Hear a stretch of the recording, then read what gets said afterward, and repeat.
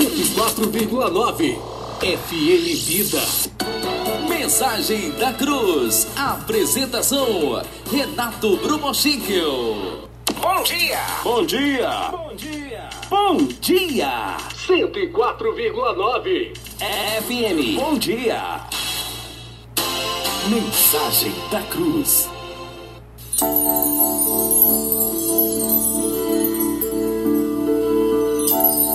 Queridos, eu quero trazer uma palavra de Deus para vocês nessa manhã, e está aqui no primeiro livro dos Reis, capítulo de número 18.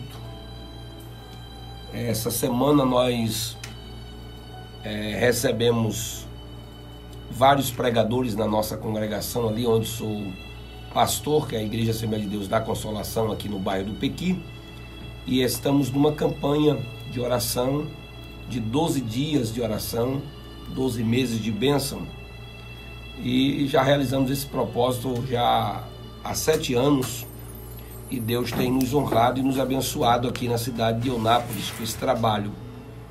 E recebemos a presença de alguns mensageiros, e entre as mensagens que ouvimos também uma palavra direcionada nesse texto.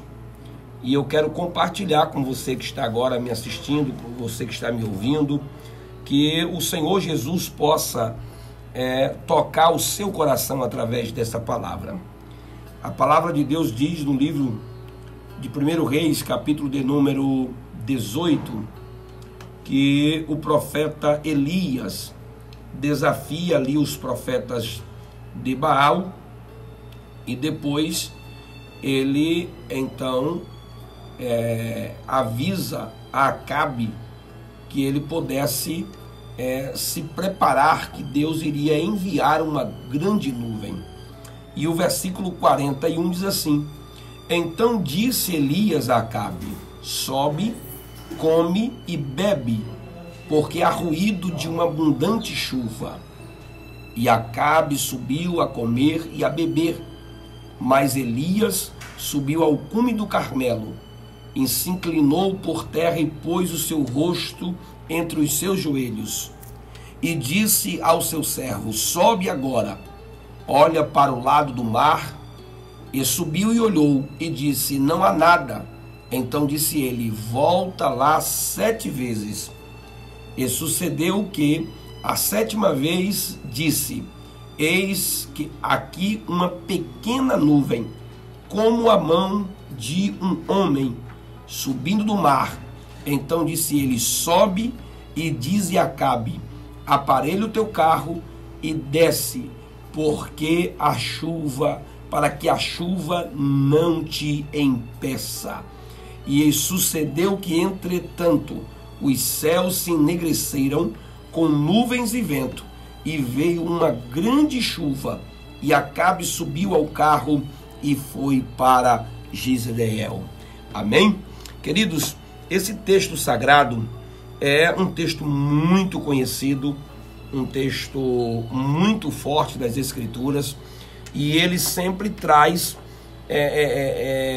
lições preciosas sobre avivamento, lições de vida para pessoas que estão precisando de renovo espiritual.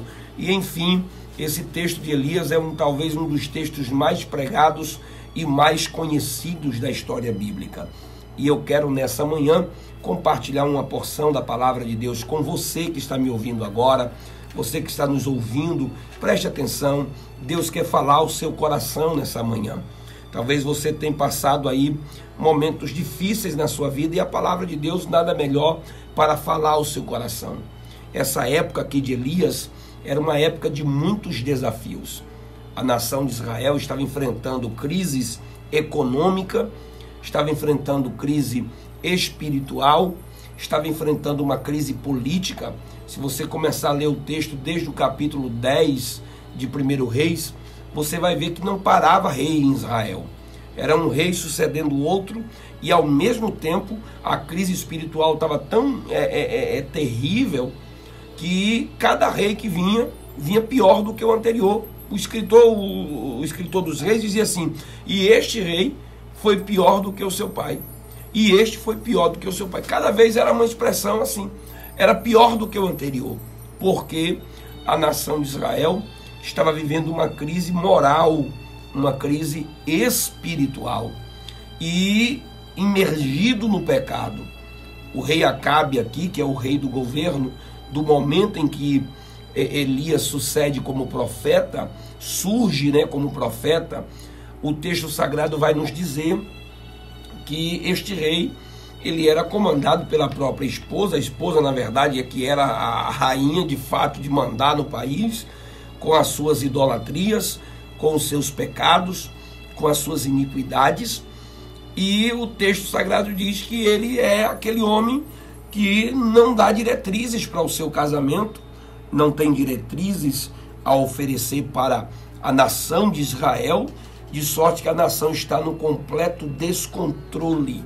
E aí a Bíblia diz que então surge o profeta Elias. Quando o texto diz que Elias aparece, é o capítulo 17 de 1 Reis.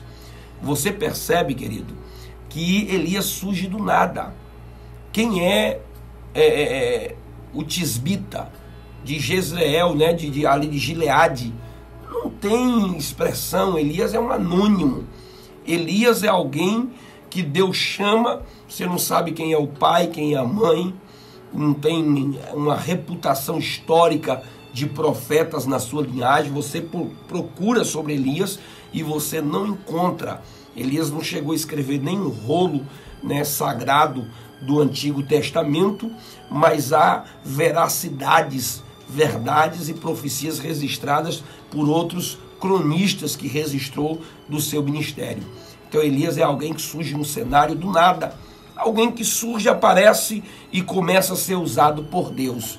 Eu já ministro aqui ao seu coração que entendo que Deus não precisa de estrelas, Deus não precisa de medalhões para usar, Deus não precisa de gente famosa, gente que tem a linhagem sacerdotal. Deus usa pessoas assim, usa, mas não há necessidade de Deus só usar pessoas que deixou um legado aí de 3, 4, 5 gerações, né? Elias, ninguém sabe quem é pai, quem é mãe, e Deus usa. Então Deus usa pessoas que estão disponíveis. Pode ter um legado, pode ter uma história, pode ser estrela, pode ser conhecido ou não, se estiver disponível, se estiver na presença de Deus, se estiver com uma vida no altar, essa pessoa pode ser usada, essa pessoa pode ser levada a fazer obras extraordinárias para Deus, para a sua obra e para a sua igreja na face da terra.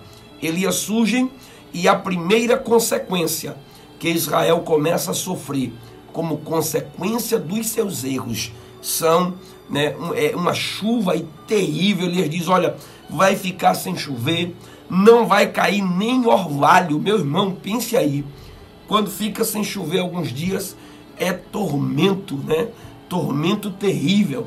Eu trabalhei um período na Veracel, 5 anos ali trabalhando no viveiro da Veracel aqui na cidade de Eunápolis, e o serviço do campo dependia de chuva para se plantar. E eu me lembro que o serviço do viveiro dependia de sol. Lá era com irrigação. Então o campo pedia chuva e o viveiro pedia um tempo de estiagem, né, para que as mudinhas pudessem ser confeccionadas. O excesso de chuva na confecção das mudas, pelo menos naquela época era essa a tecnologia, prejudicava muito, né? Hoje eles controlam através de estufas, essas coisas assim, é mais prático. Então a falta de chuva era bom para a gente, né, ali do pessoal do viveiro, e enquanto que o pessoal do campo ficava angustiado quando não tinha chuva, porque precisava plantar suas terras. E falta de chuva é terrível, né? E agora o profeta diz: olha, nem chuva e nem orvalho. E a profecia, quem gerou essa profecia foi Deus. Não adianta você dizer que Elias tinha tanta intimidade com Deus que ele mandava nos céus. Eu não compartilho desse pensamento. Porque Tiago, a Bíblia diz que Tiago, né, o escritor da epístola, diz: olha, Elias era homem igualmente a nós e orou para não chover. E quando você ora, você direciona essa oração a alguém. Eu acredito que Elias, ele aparece no cenário para profetizar, não é gerando uma profecia por vontade própria. O próprio Pedro diz: nenhum dos que profetizaram geraram esta profecia de vontade própria. Ela foi gerada por Deus. Então quem estava trancando os céus, fechando tudo, era o próprio Deus. Elias estava cumprindo um mandato de Deus. Apesar de dizer: tão certo como vive o Senhor, né, e a minha palavra não vai chover, porque já havia convicção dada por Deus. Não adianta a gente achar aqui que você, porque você ora, porque você é crente, que você é homem de Deus, você vai mandar em Deus, você vai mandar nos céus. Você não pode infligir a soberania de Deus. A Bíblia mesmo está cheia e repleta de respaldo bíblico para você entender que Deus é soberano e Ele faz o que quer. Só que um outro entendimento que tenho nesse texto é que esses anos de seca que fizeram esse povo sofrer tanto, não é culpa de Deus. Não é porque Deus é soberano, Ele agora é o responsável, o culpado pelas consequências dos nossos erros. O povo estava dizendo que Baal era o Deus da fertilidade. Baal era o Deus que dava frutos. Baal era o Deus que irrigava os campos, mandava chuva. Era o Deus que dava prosperidade. Era isso que o povo estava dizendo, que era Baal que fazia tudo isso. Estava pegando o que era de Deus e estava dando a Baal. Então Deus diz a Elias: vai lá e diga que não vai chover e nem vai cair orvalho sobre esta terra. Queridos, isso aí, Baal, o que Baal fez? O que Baal pode fazer para reverter? Nada. E as consequências disso, a culpa disso é de quem? De Deus ou do povo? A culpa disso é de quem? Deus é o culpado de não chover? Deus disse: eu vou tirar o que é meu. Estou retirando o que eu dei. Eles estão dizendo que é Baal que dá. Então vamos ver o que é que Baal pode fazer. É Deus tentando mostrar para o seu povo que eles estavam na rota errada, que eles estavam no caminho errado. E talvez nessa manhã você tenha passado aí por algumas crises na sua vida. Escassez de algumas coisas. Limitações de alguma coisa. Porque você, querido, está precisando aprender a grande lição de Deus. Deus é o abençoador da sua vida.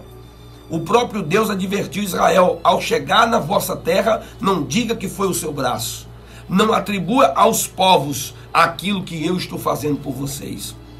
Então talvez nessa manhã você está passando por uma seca, sequidão espiritual. Talvez aí não chove, nada, não cai uma gota de orvalho. Você está passando pela prova, pela luta. E eu quero lhe dizer que o culpado disso tudo só tem uma pessoa. É eu e você. Você e eu. Quando estamos passando por alguma prova, nós somos os culpados. É a própria natureza humana que às vezes inflige na desobediência, inflige na responsabilidade de colher algumas consequências dos seus próprios erros. Quando há uma provação por parte de Deus, quando Deus está lhe provando, que não é um castigo, nenhuma punição, é uma prova, o próprio Deus se responsabiliza em te guardar em momentos de prova. Veja o que Paulo disse na carta aos Coríntios, no capítulo 13, que Deus, versículo 13, não nos dá uma prova além daquilo que possamos suportar. Toda prova que Deus nos dá, ela vai até o limite das nossas forças, mas não além do limite das nossas forças. E talvez nessa manhã, meu querido, você esteja passando por uma luta, uma angústia, que seja uma provação, Deus vai lhe guardar.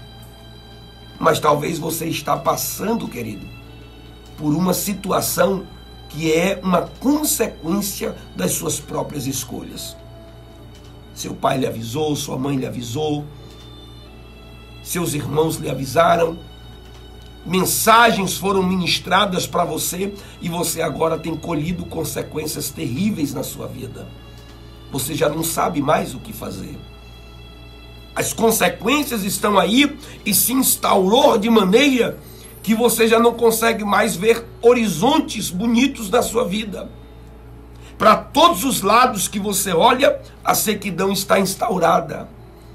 A sequidão estava completamente instaurada.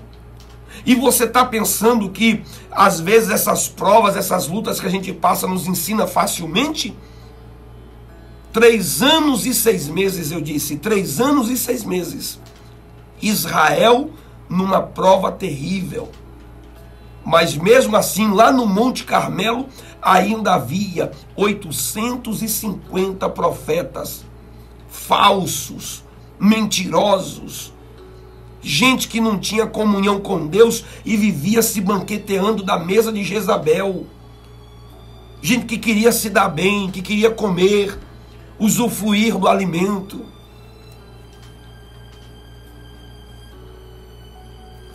Gente que queria só se beneficiar, quiseram subornar Micaías, gente que não é profeta, que não tem comunhão com Deus.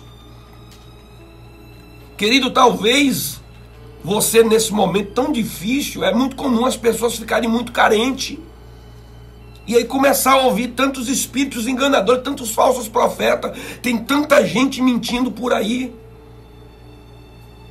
dizendo que você tem que fazer isso, ó, faça isso, dê dinheiro, e dê isso, e faça o sacrifício, e pelo amor de Deus, profetas de Azera, profetas de Baal, 3 anos e 6 meses aquele povo naquela penumbra, naquela prova terrível, sem o mantimento da terra seca, terra de sequidão mesmo. E a palavra de Deus diz que aquele povo não melhorava. Quando Elias chega no Monte Carmelo para o desafio, estava lá aquele povo ainda adorando a esses deuses, dividido entre esse povo. E ele disse: até quando vocês vão estar divididos? Até quando vocês vão ficar capengando ou colcheando entre 2 pensamentos? Meu querido, você tem que se espelhar na palavra de Deus. Qualquer homem, qualquer pastor, qualquer profeta, qualquer pregador, qualquer evangelista, qualquer homem que ministre para você, tem que ministrar com fundamento da palavra de Deus. Não adianta as pessoas ficarem enganando com falsas revelações, com falsas profecias, quando a mensagem de Deus é de correção, quando a mensagem de Deus é para você consertar o seu altar. E aí você fica, que você vai ser abençoado, que 2019 vai ser o ano da vitória na sua vida, isso que eu te digo, isso que eu te falo, e você não vê nada, é todo ano a mesma coisa. Será que já você não percebeu que tem alguma coisa que você precisa consertar no seu altar? Ele disse: até quando vocês vão estar divididos? Precisa consertar o altar.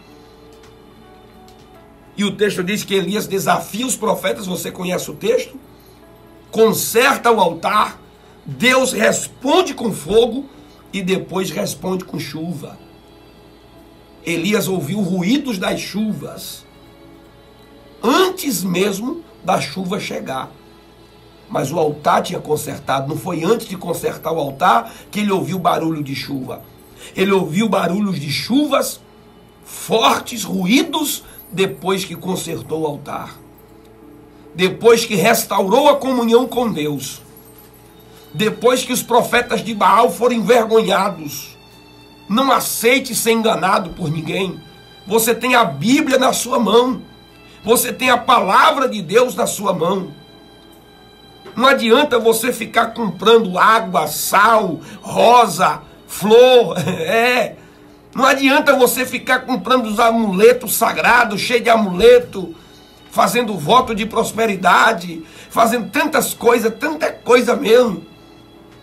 Se você não consertar seu altar, se você não mudar de vida, se você continuar aí com esse pensamento de prostituição, de adultério, de mentira, de fofoca, se você continuar com esse espírito de murmuração, dividido no seu coração, na sua mente, não tem como mudar, não tem como ser abençoado. A bênção de Deus está na hora que você consertar o seu altar. Restaure a sua vida. Restabeleça a adoração com Deus. Faça o sacrifício ao Senhor de adoração, de comunhão, de entrar na presença de Deus. Elimine esses profetas de Baal da sua vida, meu irmão. Ficar dando ouvido a gente mentirosa, gente enganadora, gente que só está tendo ibope porque tem gente que está dando, gente que só está tendo espaço porque tem gente acreditando nessas mentiradas toda, gente que não prega mais a palavra, gente que não expõe mais as escrituras para o povo. É só ilusões, revelações fabricadas, revelações inventadas. Eu tenho convicção do que estou falando contigo, meu irmão. Sou pentecostal, creio em profecia, creio que Deus usa em línguas estranhas, creio que Deus dá revelação ao seu povo, Deus dá visão ao seu povo, mas tem muita gente aí se locumpletando, mentirosas, enganando o povo, profetas de Azera, profetas de Baal, que estão a serviço do próprio bolso, a serviço do próprio interesse, da própria agenda, de arrecadações financeiras, de arrecadações interesseiras, onde na verdade não tem compromisso com a palavra de Deus. E nós precisamos abrir os olhos, se queremos chuva de Deus, se queremos água molhando a nossa terra. Pastor Judson de Oliveira tem um louvor bonito que fala terra seca, né? Se queremos ver Deus molhar a nossa terra, Deus molhar a nossa fonte, Deus molhar a nossa vida, regar a nossa vida, precisamos restaurar a comunhão com o Espírito Santo. E Elias vai orar e diz, avisa Acabe para ele se preparar, porque eu já estou ouvindo ruídos de chuva. Eu estou ouvindo barulho de uma grande chuva vindo aí. Nem a nuvem estava no céu ainda. Quando o servo subiu lá e olhou no cume do monte, não viu nada. 7 vezes depois ele subiu, e aí ele vê uma nuvem bem pequenininha, do tamanho da palma de um homem. Mas o texto sagrado diz, meu irmão, que quem tem comunhão com Deus, que quem tem vida com Deus, que quem de fato tem o altar erguido e consertado, foi o que Elias fez, consertou o altar, chamou o povo para a responsabilidade, para o desafio. E eu estou lhe desafiando nesta manhã. Se você consertar a sua vida, meu irmão, já está garantido na palavra. Não precisa mais nada. Já está garantido nas escrituras que Deus vai te abençoar. Buscar-me-eis e me achareis quando me buscardes de todo o coração. A palavra de Deus diz, chegai-vos a mim e eu se chegarei a vós. É a palavra de Deus que diz isso. Vinde a mim todos os que estão cansados e oprimidos, e eu vos aliviarei. O inimigo veio roubar, matar e destruir, mas eu vim trazer vida e vida em abundância. A palavra de Deus está aí. Já está tudo nas escrituras, promessas de Deus que não acaba mais. Poderíamos passar aqui tudo que eu sei sobre promessa, eu não teria mais o que falar, e eu não ia lembrar de tudo, e você ia ouvir promessas de Deus a manhã toda. Então, promessa de Deus é o que mais tem. E o que eu faço, pastor Renato, para 2019 ser diferente? O que eu faço para a minha vida ser diferente? Conserta sua vida com Deus. Coloca seu altar em ordem. Entra em oração como Elias orou. E Deus irá enviar as bênçãos sobre a sua vida. Baal não dá nada, Zera não dá nada, profeta mentiroso não dá nada, pode falar o que quiser. Eis que vai fazer, que vai fazer, que vai fazer, e vai ficar todo ano assim. Você sabe disso, você sabe muito bem o que eu estou lhe falando. Você não é menino e você está me entendendo. 2017 não mudou, 2018 não mudou. E se você permanecer com esse mesmo pensamento, 2019 não vai mudar, e eu não estou jogando praga. É a verdade. Só vai mudar se você mudar de vida. Muda, que Deus abençoe a sua vida. Em nome de Jesus. Canta, pastor Judson de Oliveira.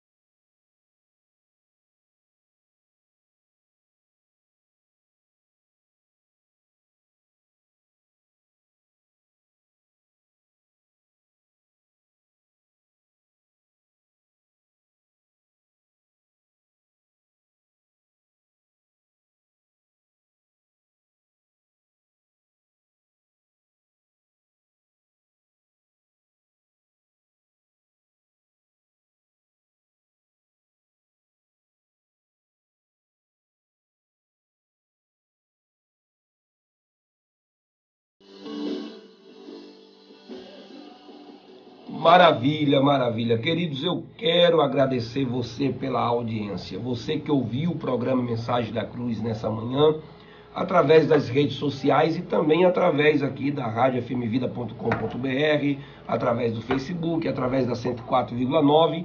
E eu quero convidar você a curtir lá o nosso canal. Nós temos um canal no YouTube, Renato Bromochenko. Se você digitar lá no Google, o Google já te ajuda aí a encontrar o nosso canal. E essas mensagens que eu tenho ministrado aqui na rádio, eu tenho compartilhado lá só a mensagem, né? Porque aqui o programa a gente transmite o programa todo ao vivo, mas lá eu vou editando e colocando só as mensagens para que você possa ser edificado. Lá tem outras mensagens que você pode ouvir num outro horário, né? Você, de repente, se for impactado por essa palavra, quer ouvir novamente, quer ouvir outras mensagens, outros dias que você não pôde estar ouvindo o rádio e quer assistir lá o nosso programa. Então, vai lá no YouTube, Renato Bromochenko, e você vai curtir o nosso canal lá, vai ajudar a gente a crescer e divulgar a palavra de Deus. E eu quero te pedir para você entrar, também curte a nossa página no Facebook, aí também Renato Bromochenko, sempre é o mesmo nome, e você vai estar nos ajudando em nome do Senhor Jesus. Deus te abençoe. Até segunda, querendo Deus, estaremos de volta com o programa Mensagem da Cruz, aqui pela 104,9. É um programa realizado pela Igreja Evangélica Assembleia de Deus. Hoje ainda tem mais oração na Igreja Assembleia de Deus. Nós estamos em campanha, são 12 dias de oração. E eu quero te convidar a ir ali, consertar a sua vida, consertar o seu altar, orar, falar com Deus, entrar na presença do Espírito Santo e ser impactado. Igreja Evangélica Assembleia de Deus, Rua da Consolação, número 740, é a nossa igreja aqui no bairro do Pequi. Nós temos também Igreja Assembleia de Deus no centro da cidade, na Avenida Santos Dumont, no 120, com o pastor Antônio Sintra. Hoje também tem culto. Temos culto em 26 congregações do campo de Eunápolis, tá? Dina Borges 1, Dina Borges 2, Avenida das Américas e a Rua Alexandria tem culto hoje à noite. Então, vá e seja abençoado, impactado para a glória do nome do Senhor Jesus. Deus te abençoe, fique na paz, em nome de Jesus.